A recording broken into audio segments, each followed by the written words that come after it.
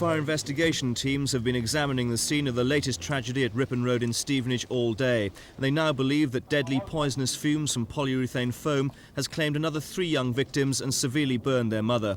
Although the cause of the fire has not yet been officially established, it's thought a discarded cigarette end could be to blame. The fire is thought to have smouldered most of the night in the lounge and then broke out early this morning. Neighbours who were alerted tried to break the door down to rescue the children and their parents, but were driven back by the smoke and heat. Got to the front and Norman, the guy that lives there, was obviously in real panic. You know, he was in the front window shouting that the kids were in the back bedroom. We tried to kick the front door open. We kicked the front door open to get into the house, but we were beaten back just by the smoke. Couldn't get in. When fire crews arrived, Norman Vincent had jumped from the bedroom window. They rescued his common-law wife, Anne Pegg, their children Samantha, 3, Christopher, 4 and stepbrother Craig, aged 7, from their beds, but only managed to revive the mother.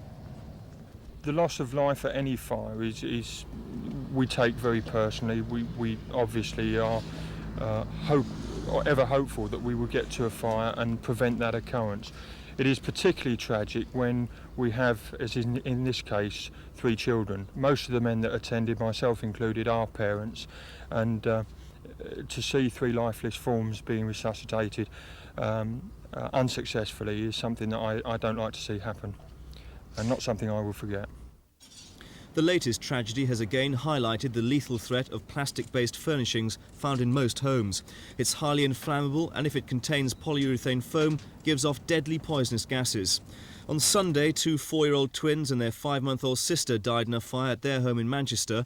Fire officers say they may have survived but for fumes from burning furniture. 11 others have died in house fires over the holiday period. Now, after the Stevenage tragedy, fire chiefs and MPs are calling for tougher controls. It's sad to see such things which, in many ways, could be avoidable. That's the tragedy of it.